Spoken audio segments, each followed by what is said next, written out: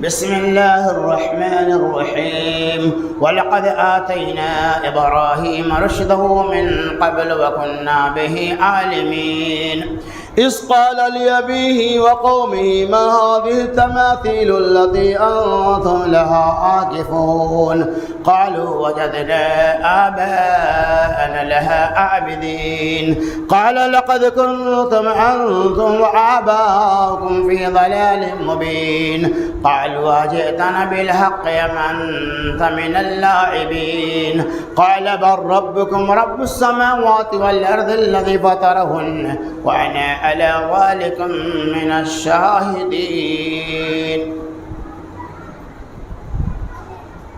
سورۃ الانبیاء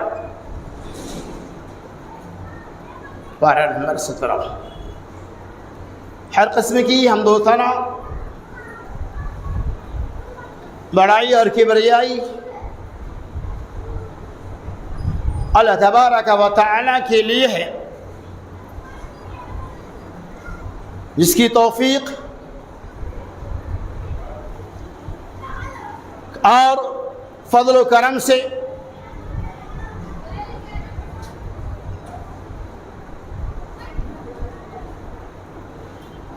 ابراہیم علیہ السلام کی سوانح زندگی کی مناسبت سے دوسری قسط کا آغاز کیا جائے گا. اللہ تبارک و تعالی نے سورہ انبیاء کے اندر ارشاد فرمایا وَلَقَدْ آتَيْنَا إِبْرَاهِيمَ رُشْدَهُ مِنْ قَبْلُ وَكُنَّا بِهِ عَالِمِينَ.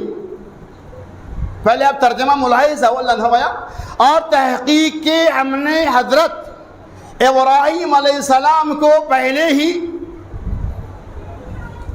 سن و شعور عطا فرمایا، پہلے ہی ہم نے انہیں ہدایت دیا، اس لیے کہ ہم اس چیز کو جاننے والے تھے. اذ قال لأبیہ وقومہ، جبکہ اس نے اپنے باپ اور اپنی قوم سے کہا ما هذه التماثيل التي انتم لها عاكفون، آپ ان مورتیوں کا اعتکاف کیوں کرتے ہیں، ان بتوں کی عبادت کیوں کرتے ہیں. ما هذه التماثيل التي انتم لها عاكفون قالوا وجدنا آباءنا لها عابدين. تو قوم کے لوگوں نے جواب دیا، صرف ابراہیم علیہ السلام کے والد نے جواب نہیں دیا. قالوا وجدنا آباءنا لها عابدين، ان لوگوں نے کہا کہ ہم نے اپنے آبا و اجداد کو، پرکھوں کو اسی طرح سے کرتے ہی پایا، لہذا ہم بھی کر رہے ہیں. ابراہیم علیہ السلام نے کہا قال لقد كنتم انتم وآباؤكم في ضلال مبين، گرچہ تمہارے آبا و اجداد، تمہارے بڑے لوگ کھلوئی گمراہیت کے اندر تھے. تو کیا جواب دیا؟ قرآن نے اس کو وعدے کر دیا. قالوا اجئتنا بالحق ام انت من اللاعبین، اے ابراہیم تو میرے پاس کھلواڑ کرنے کے لیے آیا ہے یا حق بات کو بتانے کے لیے؟ قالوا اجئتنا بالحق ام انت من اللاعبین، تو کیا میرا مذاق اڑا رہا ہے، کیا تو میرا استہزاء کرنے کے لیے آیا ہے، یا تو حق بات کی دعوت دینے کے لیے آیا ہے، یا سچ بات بتانے کے لیے آیا ہے؟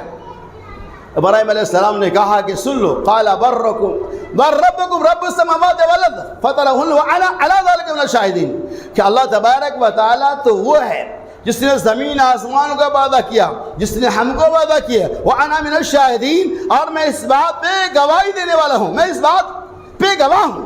اس ٹکڑے کے اوپر آپ غور کیجئے. تو ابراہیم علیہ السلام کے متعلق اللہ تبارک و تعالیٰ نے اس سے پہلے کی کئی آیتوں کے اندر آپ کی صبر و استقامت کا، آپ کی زندگی میں توحید سے متعلق ابتلاء و آزمائش کا اور دیگر ایسے ایسے واقعات کو بیان کیے ہیں کہ ذہنی اعتبار سے اگر انسان اس پہ غور کرے گا تو کہے گا اب کیا ہوگا. لیکن اللہ تبارک و تعالیٰ کی مدد ہر جگہ آئی. اور مزید اللہ تبارک و تعالیٰ نے آگے اس بات کو واضح فرمایا. اللہ نے مکمل طور پہ عام کو جب توحید سمجھنے کی صلاحیت عطا فرما دی آپ مکمل طور پہ اللہ کی معرفت کو حاصل کر رہی ہیں اور کہیں ذرہ برابر شکوک اور شبہات نہیں رہا. معاملہ ایک دم کلیئر ہے کہ ہمارے آباء و اجداد، ہمارے ماں باپ، ہمارے خاندان والے جس دین پہ قائم ہے وہ دین باطل ہے. اور اللہ تعالی نے سوانح ابراہیمی کا تفصیلی تذکرہ قرآن کی کئی آیتوں کے اندر بیان کیا ہے، جس کا مقصد یہ ہے کہ انسانوں کے اندر توحید کوٹ کوٹ کر بھر جائے. توحید کی مخالفت میں اگر کبھی ہمارے ماں باپ بھی آڑے آئے تو ہم ان آیتوں کے ذریعہ ان کے بیچ دعوت و تبلیغ کے فریضہ کو انجام دے سکتے ہیں. تو جب کہا تو نے کہ قالوا وجدنا آباءنا لها عابدین، کہ ہم نے اپنے آبا و اجداد کو، باپ دادا کو ایسے کرتے پایا، اس لیے ہم بھی ایسا کر رہے ہیں.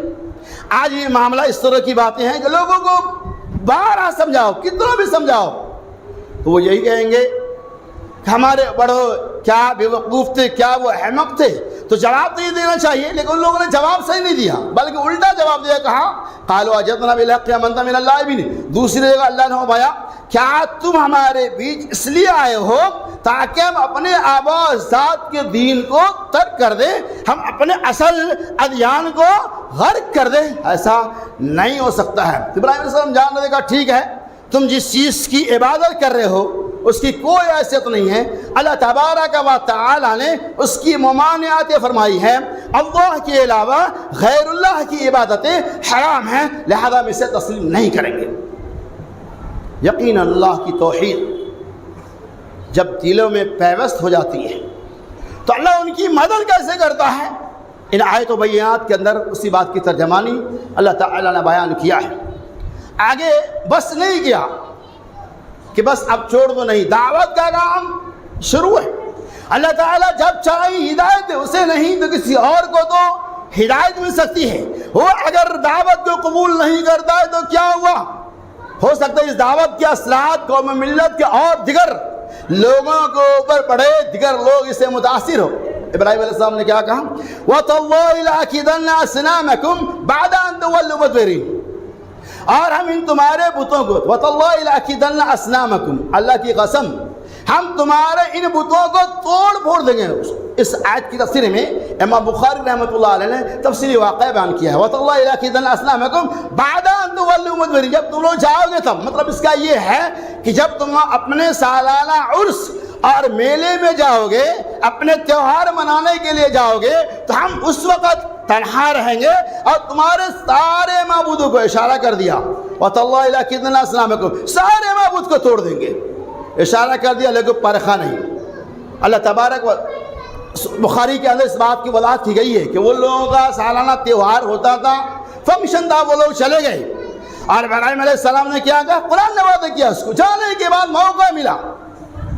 پوری تفصیل موجود ہے. سارے بتوں کو لائن سے توڑنا شروع کر دے، توڑ دیے، اور ایک بڑا بت جو وہاں موجود تھا اس کو چھوڑ دیے. اور چھوڑنے کے بعد کیا کہ معلوم ہے آپ کو، بعض تفاسیر کے اندر یہ ترجمہ موجود ہے، یہ تفسیر موجود ہے کہ ابراہیم علیہ السلام نے بڑے بت کو صرف چھوڑ نہیں دیا، بلکہ جس کلہاڑی سے ابراہیم خلیل اللہ نے ان سارے اصنام کو توڑ مڑوڑ دیا تھا، کسی کا ہاتھ توڑا، کسی کا پیر توڑا، کسی کا گردن توڑا، ایسے ہی جیسا دل میں توڑ کے گرا پڑا دیا. ایک کو چھوڑا اور وہ کلہاڑی جسے توڑا تھا اس بڑے معبود کے اس بڑے بت کے ہاتھ میں لگا دیا اور بعض لوگوں کے کندھے پہ لٹکا دیا. بہرحال معاملہ ختم. قرآن نے آگے کہا وَتَاللَّهِ لَأَكِيدَنَّ أَصْنَامَكُمْ بَعْدَ أَن تُوَلُّوا مُدْبِرِينَ فَجَعَلَهُمْ جُذَاذًا إِلَّا كَبِيرًا لَهُمْ لَعَلَّهُمْ إِلَيْهِ يَرْجِعُونَ. ابراہیم علیہ السلام نے سب کو توڑ دیا اور بڑے معبود کو چھوڑ دیا. کیوں؟ لَعَلَّهُمْ يَرْجِعُونَ، تاکہ قوم کے لوگ اس کے طرف لوٹے. مقصد کیا تھا چھوڑنے کا؟ تاکہ قوم کے لوگ جب آئیں گے تو لعلہم یرجعون، اس کے طرف لوٹے اور دیکھیں گے معاملہ کیا ہوا. سمجھانے کا، دعوت کے اسلوب دیکھیے. وہ لوگ آ گئے، آنا تو تھا ہی. اور جب کسی کے معبود کو توڑ دیا جائے، گرچہ اس کا عقیدہ غلط ہے اور غلط ہے ہی، غلط ہو یا صحیح، اسے تو عقیدت ہے. اب بتائیے کہ ان لوگوں کے دلوں میں کیا گزرا ہوگا. ابراہیم علیہ السلام تنہے سارے لوگ موجود. قرآن نے کہا کہ وہ لوگ آ گئے قالوا من فعل هذا بآلهتنا انه لمن الظالمین. قالوا من فعل، سارے لوگوں نے کہا، ایک نہیں کہا. قالوا من فعل هذا بآلهتنا انه لمن الظالمین. ان لوگوں نے کہا اس کام کو کس نے انجام دیا، وہ بہت بڑا ظالم ہے، بہت بڑا ظالم ہے. قالوا سمعنا فتى يذكرهم يقال له ابراہیم. کچھ نوجوانوں نے کہا قالوا سمعنا، کچھ لوگوں نے کہا سمعنا، ہم نے سنا، فتى ایک نوجوان ہے جسے ابراہیم کہا جاتا ہے، یقال له ابراہیم. کہا ایسی بات ہے، یہ ڈائریکٹ نہیں کہا. اس میں اسلوب دیکھیے، قرآن نے کہا ایسا کسی نے نہیں کہا کہ ابراہیم علیہ السلام نے اس کو توڑا ہے اس لیے چلو اس کو ہم لوگ باندھ چھان کے بعد. نہیں، کیا کہا؟ قالوا سمعنا فتى يذكرهم يقال له ابراہیم. ان لوگوں نے کہا ایک نوجوان ہے جسے ابراہیم کہا جاتا ہے، میں نے اس کا تذکرہ کرتے ہوئے دیکھا. ڈائریکٹ حملہ نہیں کیا. آج معاملہ کیا ہوتا ہے، کچھ ہوا، کسی کو شک ہوا، توڑ پھوڑ کرنا شروع کر دے، کوئی تحقیق نہیں، لیکن اس کے اندر سے حالت تھی، عقیدہ باطلہ موجود تھی، اس کے باوجود بھی ابراہیم علیہ السلام پہ ڈائریکٹ حملہ نہیں کیا. حالانکہ کیا ابراہیم علیہ السلام نے، لیکن ڈائریکٹ حملہ نہیں کیا. کیوں؟ ثبوت نہیں تھا. قالوا سمعنا فتى يذكر يقال له ابراہیم.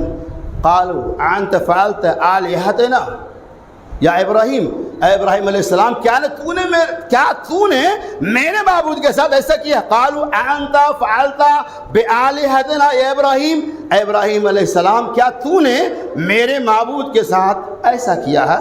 ابراہیم علیہ السلام نے کیا؟ قال بل فعلهم كبيرهم هذا فاسألوهم ان كانوا ينطقون. کتنا پیارا جواب. قال بل فعله كبيرهم هذا فاسألوهم ان كانوا ينطقون. ان کے بڑوں نے کیا ہے، اگر وہ بولنے والا ہے تو اس سے پوچھ لو. بڑے کو چھوڑ دیا، اب وہ لوگ سمجھ گئے کہ نکاحی کام ہے. کہا ابراہیم تو جانتا ہے. ان لوگوں نے کہا اے ابراہیم تو جانتا ہے.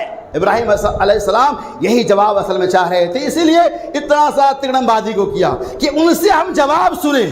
ان لوگوں نے کیا کہا؟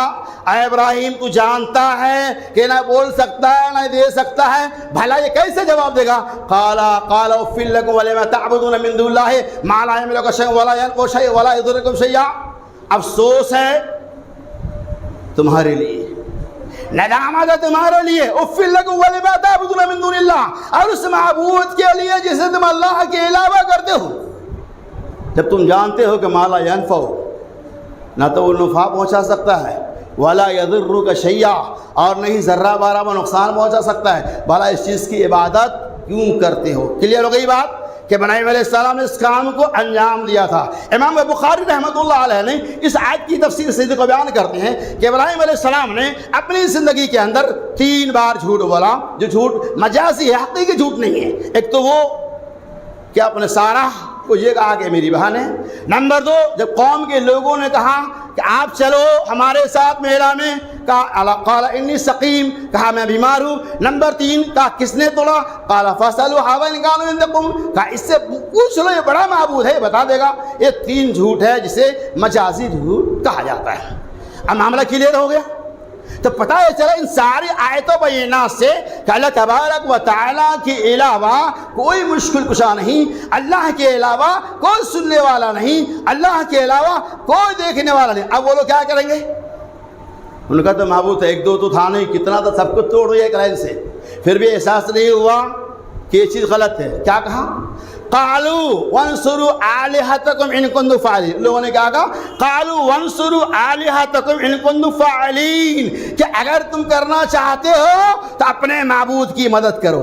اب بتاؤ، عقل الٹی ہو چکی، مارے گھٹنا بوڑھے سر.